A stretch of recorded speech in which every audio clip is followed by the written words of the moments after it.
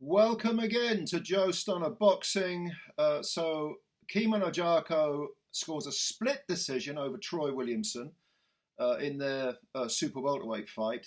I got to be honest, I thought Agayarko won this fight pretty comfortably. I mean, the rounds weren't comfortable themselves, but I definitely thought he was the winner. I had him 97-93 up. One of the judges had it 98-92 to Agayarko, and one had it, I think, 96-94 to Williamson. Now, there's no doubt Williamson was doing his usual, put the pressure on the opponent. Williamson has a fantastic engine, a great chin.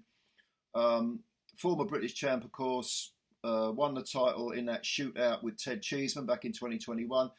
Outputted Mason Cartwright in his first defence, then lost it in his second defence to Josh Kelly. Lost it wide to Josh Kelly. Look, he's a very good domestic level fighter, Troy Williamson, but Ted Cheeseman was made for him because Cheeseman is a come forward, in your face, phone booth warfare fighter, and if you give Williamson an opponent with anything like kind of slick abilities, counter punching abilities, who also takes a good shot and can really sort of slip and slide his way out of trouble. Yeah, I mean Williamson is gonna be an uphill struggle for him. But let's take nothing away from him. In this fight against Agayarko, he really asked questions of the younger man. Williamson is 32, Agayarko is 27. And after 4 rounds, I had it, I think, 2 each. And then suddenly Agayarko seemed to sort of find his rhythm. He seemed to be able to control the range a bit better. He was firing his counters much better. A lot of people said that Williamson was dead at the weight, or would probably be dead at the weight. He's 5'11", and he does look huge for a super welterweight. He calls himself the Trojan and fights like one as well. Never a backward step. But he looked to me like he was okay at the weight, and it was more a case of Agayarko containing him rather than Williamson sort of running out of gas. It was always going to be a little bit of an uphill battle for Williamson because this was a 10-rounder and not a 12-rounder. Over 12, it would have been a very interesting fight. Although the man that finished stronger was, oddly enough, Agayarko. He actually shook, for the first time in that whole fight, shook Williamson with a couple of minutes to go in the final round.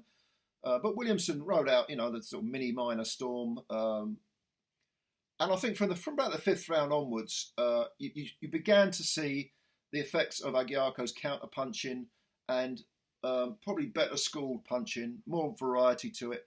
You began to see it on Williamson's face because he was starting to swell under the, let me get this right, the right eye, I think. There was a bit of swelling around there, some abrasions on the forehead and the face. And he, at one point, maybe the 6th or 7th round, he picked up a nick over the left eye, or just on the corner of the left eye, actually. And Agayarko's confidence was growing, you could see. But Williams wasn't taking his foot off the pedal. He was still going forward, looking to land his own punches, looking to keep the mental pressure on. And I think that's one of the things that was most impressive about Agayarko's performance was that he handled the mental pressure very, very well indeed. And like I say, in the final round, I'll tell you what, he was doing all right. He was looking the part. Maybe he thought this is the last round. I'll let it hang out a bit more because he was quite conservative. Agayarko. He wasn't running at all. He was perhaps on the back foot some of the time, but he wasn't scared of going forward. He wasn't scared of putting his own offence into action when he felt that he had the speed, and he did have the speed over Williamson. But when he felt Williamson was taking a little breather, he would put the speed on him and throw his own punches. I thought this was a very mature performance by Agayarko. Deserved the win. He's 27 now, and he is. I think he's from. Where is he from? What part of Ireland is he from? Is he from Belfast? I think he's from Belfast. Although he was born in England, I think I read somewhere.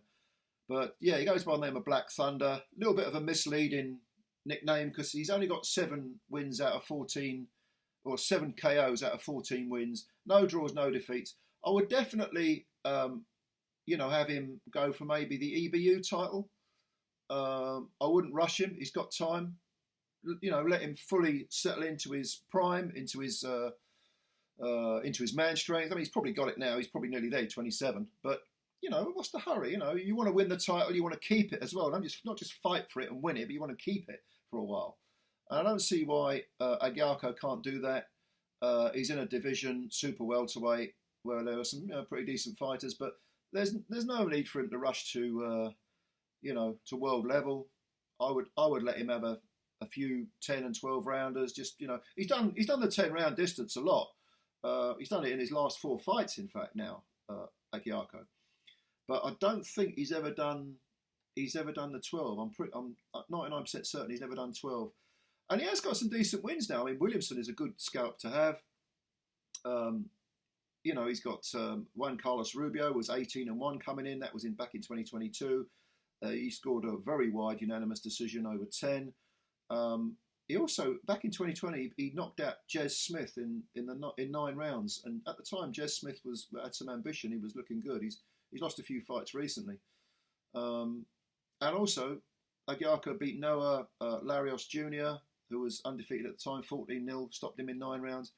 So, he's a good fighter, and I think he can go places, but I'd give him another 18 months of picking up experience, not so that he gets stale. Give him some good fighters, maybe a couple of 12-rounders, maybe for one of those alphabet soup trinkets, but preferably the EBU title, in my opinion. Anyway, those are my thoughts. What did you think of the fight? Did you think Agyarko won it? Where do you think he's going? How high do you think he can go? Do you think he's European level? Can he make world level? What about Troy Williamson, 32 years old now? Can he come again? I think he's found his level, which is British title level. Leave your thoughts below. Thanks as always for your time. Subscribe to the channel if you're new. Hit the like button, and I'll catch you later. Bye for now.